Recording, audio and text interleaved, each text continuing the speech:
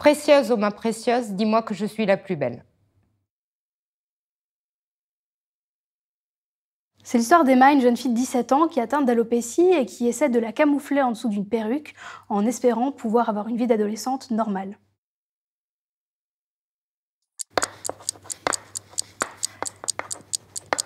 Donc j'ai noté adolescence, amour et alopécie. Entourage, force et humour. Alors oui, ça résume très bien le livre parce que pour moi, ce qui était important, c'était effectivement de présenter Emma qui souffre de cette maladie, mais aussi surtout comment l'entourage en fait a un rôle assez fort quand on est atteinte d'une maladie comme ça qui n'est pas grave, mais qui est socialement difficile.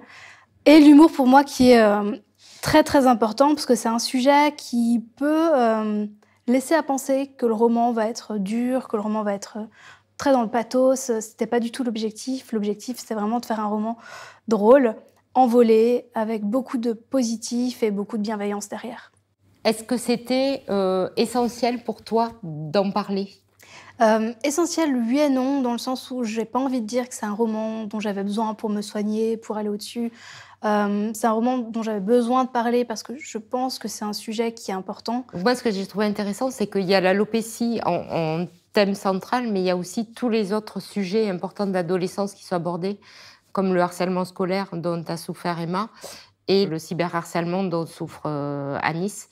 Et voilà, je trouvais que ces thèmes-là étaient aussi très bien imbriqués au sujet de l'alopécie, que tout coulait de source et que ce n'était pas trois thématiques séparées, mais que tout était vraiment lié. Oui, et c'est vrai, c'est un bon point. Parce que c'est vrai que le harcèlement, j'ai aussi décidé de le traiter de deux manières différentes. J'ai pas voulu traiter le harcèlement que vivait Emma au moment T. Donc on voit l'après, comment elle se Vraiment, reconstruit. ouais. Et je trouve ça très important parce qu'il y a beaucoup déjà de romans qui parlent du harcèlement, du moment, des mécanismes qui sont mis en place. Et j'en ai vu peu qui parlent de l'après et de la peur en fait qu'on va construire et qui va rester présente dans notre esprit.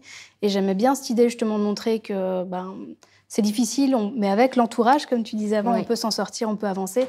Et puis en même temps, je voulais présenter le déni en fait aussi du harcèlement que j'ai croisé assez régulièrement. Et j'aimais bien justement traiter ces deux cas, donc celle qui vit l'après Emma et celle qui le vit sur le moment T, qui se rencontrent en fait et puis qui s'aident mutuellement. Merci Maëlle, parce que j'ai passé un super moment avec Emma.